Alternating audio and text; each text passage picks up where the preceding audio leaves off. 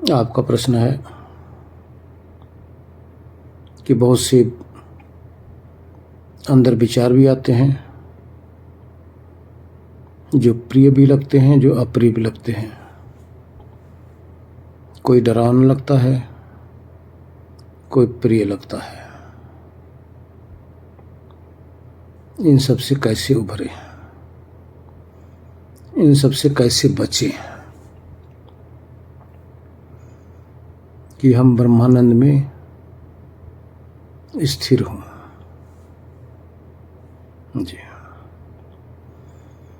पहले इस पे विचार किया जाए। देखिए, जितने भी आपके पास चित्र आएंगे, दृश्य आएंगे, जो भी आएंगे, अगर बाहर आप डायरेक्ट देख रहे हैं उसमें चित्र नहीं आ रहे होंगे। इस समय आपके सामने जो प्रेजेंट में भौतिक तत्व उपस्थित होगा वो आ रहा होता है।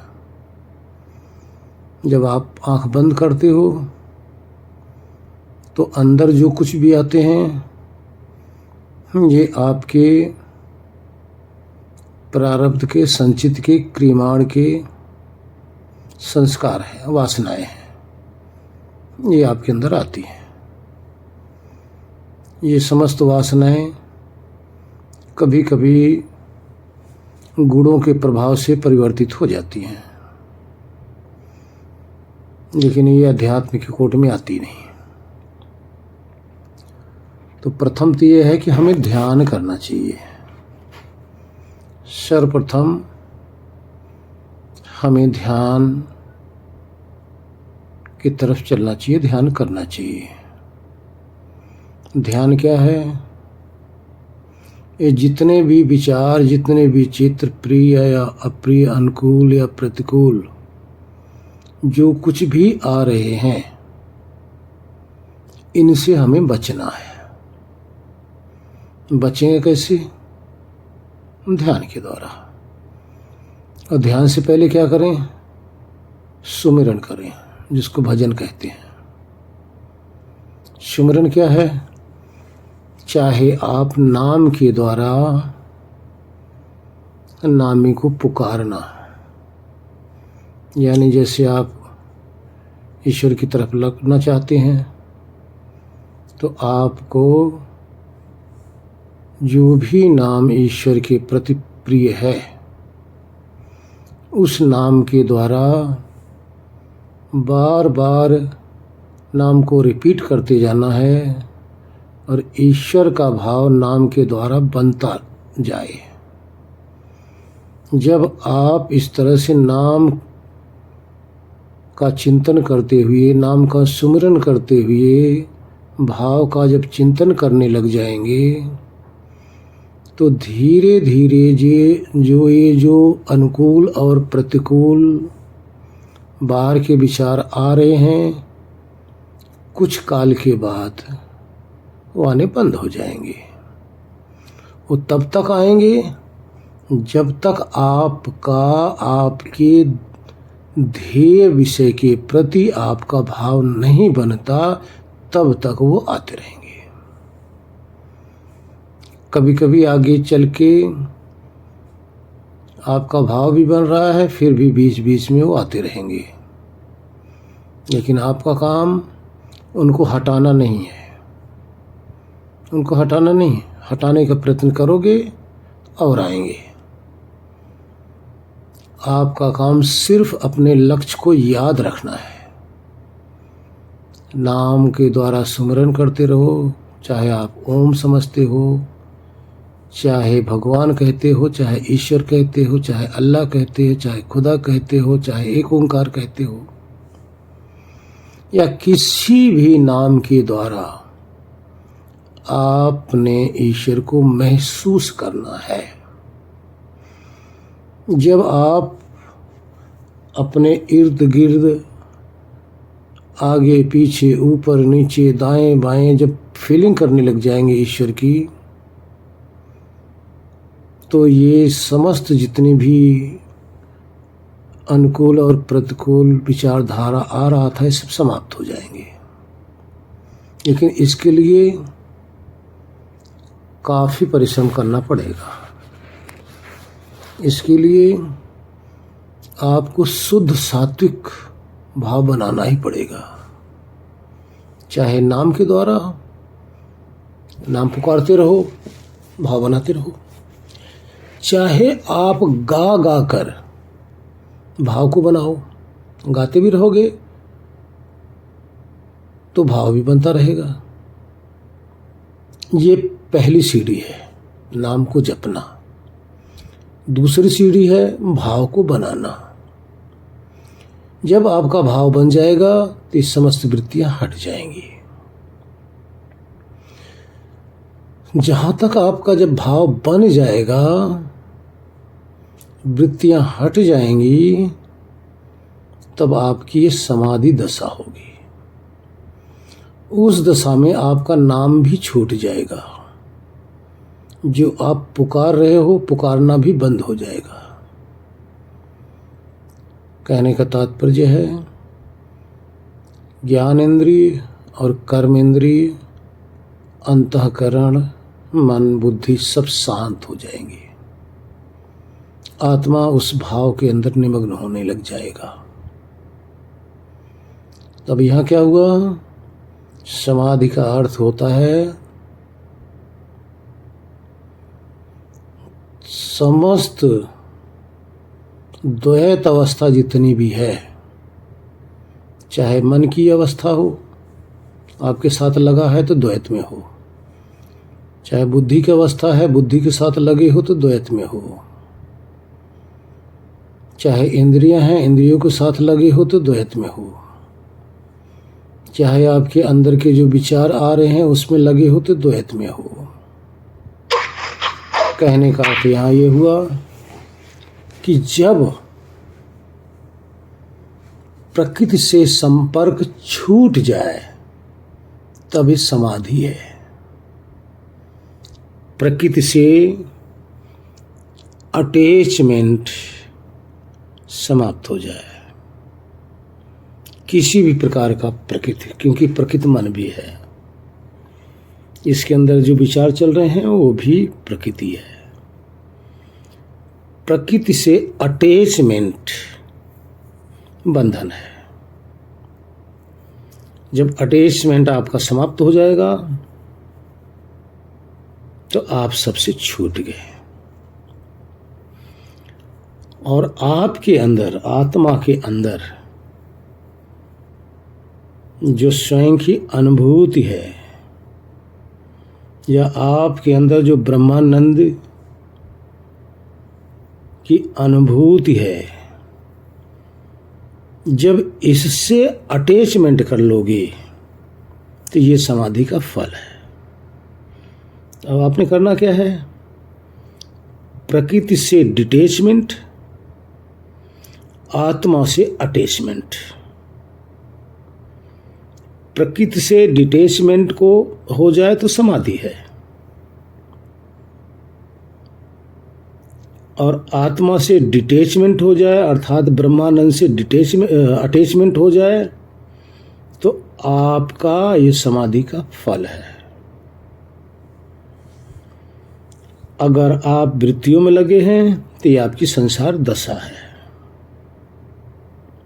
सूक्ष्म शरीर का भोग दशा है। अगर आप संसार बाहर प्राणी पदार्थों में लगे हैं तो आपकी भोग और कर्म की अवस्था है, आप कर्म में बंधे पड़े हो। इस तरह से आपने क्या करना है?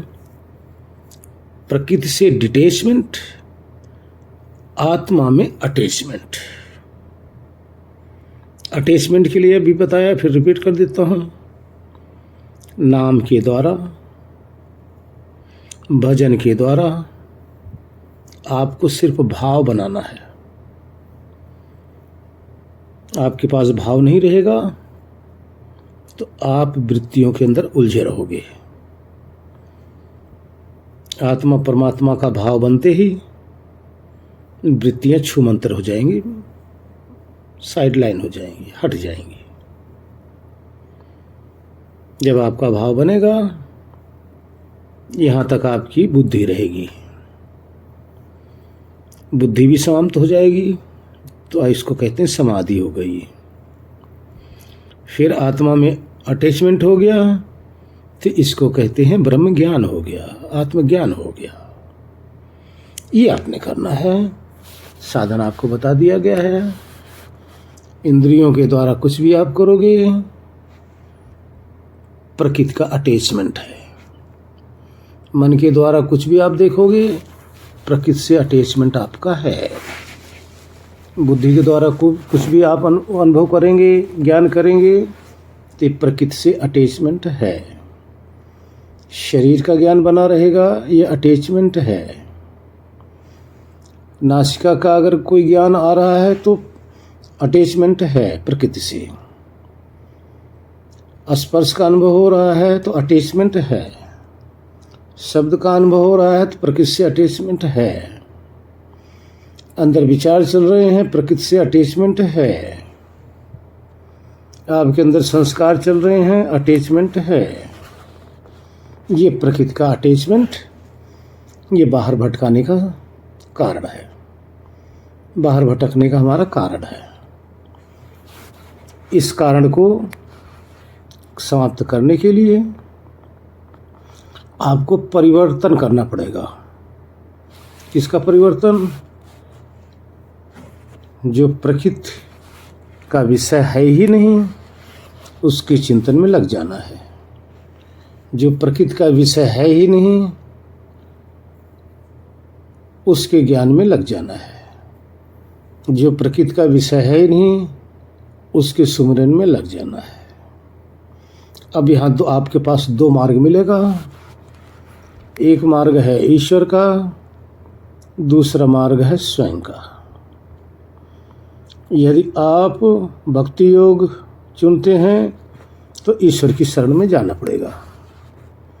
ईश्वर का नाम, ईश्वर का सुमिरन, ईश्वर का भाव, उसके बाद में भाव भी समाप्त हो जाएगा। जितने भी भाव हैं सब समाप्त हो जाएगा, अर्थात ईश्वर का भाव भी समाप्त हो जाएगा। आपको महसूस नहीं होगा कि ईश्वर भी है, नहीं, क्योंकि ईश्वर को जो भाव कर रहे हो यहाँ बुद्धि है। क्योंकि बाद में जब ये भी भाव खत्म होगा तब यहाँ तक समाधि है। उसके बाद में फिर क्या होगा? ईश्वर का नाम भी खत्म, ईश्वर का भाव भी खत्म, सब कुछ समाप्त हो जाएगा। फिर क्या होगा? ईश्वर का सिर्फ गुण भासेगा। गुण, कोई भी पदार्थ ले लो, जब आप उसका उपयोग करते हो, जब तक दूर है तब तक पदार्थ भासता है। जब आत्मा के सानिध्य में चला जाता है तो आत्मा उसका सिर्फ गुण ग्रहण करता है। आत्मा गुण ग्राहक है। इंद्रियां नाम रूप आदि का ग्रहण कराती है, लेकिन आत्मा नाम रूप का ग्रहण नहीं करता। आत्मा तो सिर्फ गुण का ग्रहण करता है। जैसे कोई पदार्थ आपने खाया तो ये जब तक आँखों के सामने है, इंद्रियों के पास है, तब तक पदार्थ है। लेकिन जब आप उसका स्वाद ले रहे हो तो अब उसका गुण आत्मा ग्रहण कर रहा है। इसी तरह से ईश्वर के गुण को भी आत्मा ग्रहण करता है। आप कोई रूप देख रहे हो, कोई चीज़ छुए, सूंघे, आकार भी दिखाई दिया है, कलर भी दिखाई दिया, छू के भी देख रहे हो, लेकिन जब उसका स्वाद लोगे तो आत्मा उसके गुण को ग्रहण कर लेगा। ध्यान रखो, आत्मा सिर्फ गुण को ग्रहण करता है, तत्व को नहीं, पदार्थ को ग्रहण नहीं करता। कहते हैं ना, इसलिए प्रसाद चढ़ाया जाता है, इसको प्रसाद कहते हैं। जो सिर्फ गुण को ग्रहण कर ले वो प्रसाद को ग्रहण करता है। जो वस्तु का ग्रहण कर ले वो आपकी शरीर है। शरीर और इंद्रियां वस्तु का ग्रहण करती है। वस्तु आपके पेट में जाता है, यहीं तक सीमित रह जाता है, लेकिन इसका गुण आत्मा तक पहुंचता है। आप हवा का अनुभव कर रहे हैं, सर्दी का अनुभव कर रहे हैं, गर्मी का अनुभव कर रहे हैं। सर्दी का जो अनुभव हो रहा है वो गुण है, आत्मा उस गुण को ग्रहण कर रहा है। गर्मी का जो अनुभव है वो गुण है, उसको आत्मा ग्रहण करता है। तो कहने का तात्पर्य आत्मा सिर्फ गुण ग्राहक है। और परमात्मा का गुण क्या है? आनंद। परमात्मा के आनंद के गुण को ग्रहण करता है आत्मा। जब गुण को ग्रहण करता है तो उसी आनंद में निमग्न हो जाता है। यह आपका समाधि का परिणाम है। जो आपने नाम जपा, सुमिरन किया, भजन किया, भाव बनाया, ये सब आपका हो गया कार्य। ये आपने कार्य किया है, लेकिन परिणाम गुण के रूप में आत्मा ग्रहण कर लेता है। हरिओम। इस चीज को सुनने तक सीमित मत रखना। सुनने तक सीमित रखोगे ये बुद्धि का विषय हो जाएगा। आप स्वयं वही सत्ता हैं जिसके लिए कहा जा रहा है। वही अनुभव करता है जिसके लिए कहा जा रहा है। वही गुण ग्राहक है जिसके लिए कहा जा रहा है। ये वही है आप। इसी को आत्मा कहते हैं। अनुभव करो। अब इस समय शब्द जा रहा है, शब्द कानों से जा रहा है, आवाज जा रही है। इस आवाज का ग्राहक कौन है? आपका कर्ण इंद्रिय है। और बुद्धि आपको निश्चय करा रहा है, लेकिन इस ज्ञान को ग्रहण कौन कर रहा है? ज्ञानवान कौन हो रहा है? बोलो। शरीर के अंदर कौन सा ऐसा पार्ट्स है, कौन सा ऐसी इंद्रिय है जो ज्ञानवान हो रहा है? ज्ञानवान वही होता है जो ज्ञान स्वरूप सत्ता हो। अब आप इसको सुनकर अंदर से आपको ज्ञान का भाव जग रहा है। यही गुण ग्राहक आप हैं। इस शब्द मुख्य नहीं है। इसके अंदर जो निकल रहा है, जो शब्द, उसके अर्थ को, उसके भाव को जो आप ग्रहण कर रहे हो, ये आत्मा है। यही आप हो। विचार करो। ये गुण आप ग्रहण कर रहे हो। इस तरह से अगर आप बाहर भी खड़े होकर अनुभव करने लग जाओगे ना, आत्मा कहने से बात नहीं बनेगी कि मैं आत्मा हूं। नहीं, कुछ नहीं होने वाला इससे। आप अपने कार्य को, अपने अनुभव को ये प्रैक्टिकल में लाएं। अब बैठ कर हम अनुभव करेंगे, आपको पता चल जाएगा कि वाकई आप सिर्फ गुण को ग्रहण कर लेते हैं। तो इस तरह से यही सत्ता है जिसको आत्मा कहते हैं।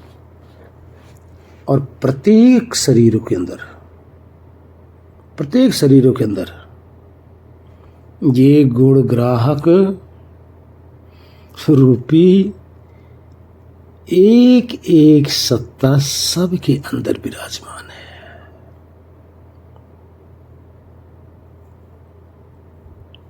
जो ज्ञान को ग्रहण कर लेता है।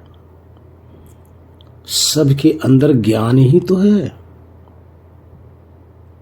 चाहे शब्द का ज्ञान है, रस का ज्ञान है, रूप का ज्ञान है, स्पर्श का ज्ञान है, गंध का, सब कुछ, सबका ज्ञान कर लेना। और ज्ञान कैसा है? आप उसको नहीं जान सकते कि आप जब स्वाद ले रहे होते ना, रस का अनुभव हो रहा होता है, तो वहां आकार प्रकार नहीं रहता। आकार प्रकार तो इंद्रियों के विषय हो गया। आकार प्रकार तो बाहर है। आकार प्रकार तो मिट्टी है, पानी है, अग्नि है, वायु है। इससे आकार प्रकार बनता है। लेकिन देखो इसके गुण को कैसे ग्रहण करते हो। कितने सूक्ष्म गुण होता है। वायु देखो आपकी त्वचा को टच कर रही है, लेकिन उसका जो गुण है कैसा है, कैसे महसूस कर रहे हो आप? ये गुण है। तो गुण ग्राहक आत्मा होता है, रूप ग्राहक आंख होती है, शब्द ग्राहक आपकी कर्ण इंद्रिय है, गंध ग्राहक आपकी नासिका है, रस ग्राहक आपकी रसना इंद्रिय है। लेकिन इन सब का जो एहसास है, महसूस है, वो सिर्फ एक को होता है, जो आप है। इसी तरह से आप भी विचार करो। पांच भौतिक तत्वों के अंदर क्या क्या है गुण है? आनंद रूपी गुण इन पांचों के अंदर नहीं पाया जाता। सुख रूपी गुण तो इसमें पाए जाते हैं, जो आत्मा को लुभावने लगते हैं। लेकिन आनंद रूपी गुण किसी भी, ना हवा में, ना पानी में, ना आग में, ना मिट्टी में, किसी, ना आकाश में, किसी में नहीं पाया जाता। ना आपकी आंख में, ना आपके कान में, ना आपके नाक में, ना आपके जिह्वा में, ना आपके त्वचा में आनंद रूपी गुण नहीं पाया जाता। ना हवा में, ना पानी में, ना मिट्टी में, ना अग्नि में, ना आकाश में आनंद रूपी गुण किसी में नहीं पाया जाता।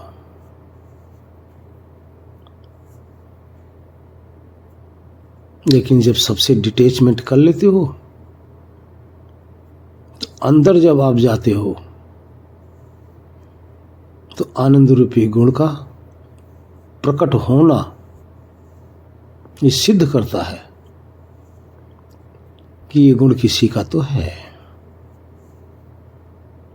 वहां आपको महसूस भी होता है, वहां भी गुण ग्राहक है आप, वहां भी गुण को ग्रहण कर रहे हैं। यदि ये गुण आपका ही हो तो आपसे ये गुण जा ही नहीं सकता, अलग दूर हो ही नहीं सकता, संभव ही नहीं है। आपका गुण तो ज्ञान है, चेतन है, होश है, ये तो कभी जाता नहीं। तो आनंद गुण कैसे चला जाए? अगर आपका मान लिया जाए, अर्थात आत्मा का मान लिया जाए, तो कैसे चला जाता है? और ये आनंद रूपी गुण तो सिर्फ समाधि के पार होने के बाद में ही तो मिलता है। ध्यान रखना, समाधि के पार होना, समाधि के पार होने के बाद में तभी आनंद से अटैचमेंट होता है।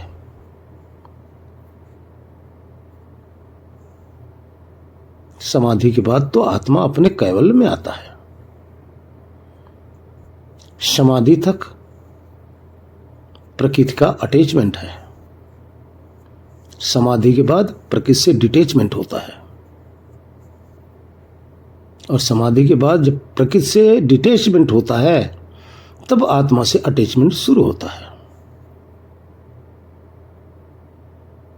जब आत्मा अपने स्वरूप में ठहर जाता है, तो उसी के अंदर जो आनंद रूपी रस है, अब उसका अटैचमेंट शुरू हो जाता है। ये परमात्मा से अटैचमेंट हो गया। जगत के अटैचमेंट में ये आनंद का अटैचमेंट नहीं हो पाता। लेकिन उस आनंद के अटैचमेंट में जब आप रहते हैं, तो जगत का डिटैचमेंट ही रहता है, अटैचमेंट नहीं हो पाता। इस तरह अनुभव करो, यही आपका स्वरूप है, यही आप हो। इसी तरह से अपने को देखो, अपने आप को निखारो। किताबों में फंसे रहोगे कुछ नहीं होने वाला है। कब तक किताब पढ़ोगे? शास्त्रों में उलझे रहोगे कुछ नहीं होने वाला भाई। कोई डॉक्टरी पढ़ता है, अगर किताब में उलझे रहा, प्रैक्टिस नहीं किया तो क्या करोगे? वो डॉक्टर बन पाएगा? प्रैक्टिकल तो हो नहीं पाएगा, सिर्फ किताबों में उलझा रहेगा। इसलिए लेबोरेटरी में जाना पड़ेगा भाई, प्रैक्टिकल करना पड़ेगा, प्रैक्टिस करना ही पड़ेगा। इसी तरह से आत्मा रूपी लेबोरेटरी के अंदर पहुंचो, वहां प्रैक्टिकल कीजिए, वहां प्रैक्टिस कीजिए। प्रैक्टिस करेंगे तो आपको सब कुछ मिलेगा। विचार करो, बार बार कह रहा हूं, शब्दों तक मत रखो, उलझे रहोगे। शास्त्रों के अंदर आत्मा नहीं है, शास्त्रों के अंदर ईश्वर नहीं है। शास्त्रों में आत्मा के प्रति इशारा किया गया है, शास्त्रों में ईश्वर के प्रति इशारा किया गया है। शास्त्रों को देखते रहोगे तो ईश्वर को नहीं देख पाओगे, शास्त्रों को देखते रहो तो आत्मा को नहीं देख पाओगे। एक बार एग्जाम्पल दिया था ना, आप तैरने की जितना मर्जी किताबें पढ़ लो, तैराकी उससे नहीं बन पाओगे। जब समुद्र में आप जाओगे, नदी में आप जाओगे तो डूब जाओगे, किताबें पढ़ पढ़ के तैरना चाहोगे तो। किताबें छोड़ भी दोगे, किताबें नहीं भी पढ़ोगे, नदी में जाओगे, कोई सिखाने वाला हो, धीरे धीरे आप सीख जाओगे, किताब की आवश्यकता नहीं पड़ेगी। लेकिन किताब पढ़ के तैरना तो आपको जाके जल में पड़ेगा ही पड़ेगा। वो प्रैक्टिस है, वो प्रैक्टिकल है आपका।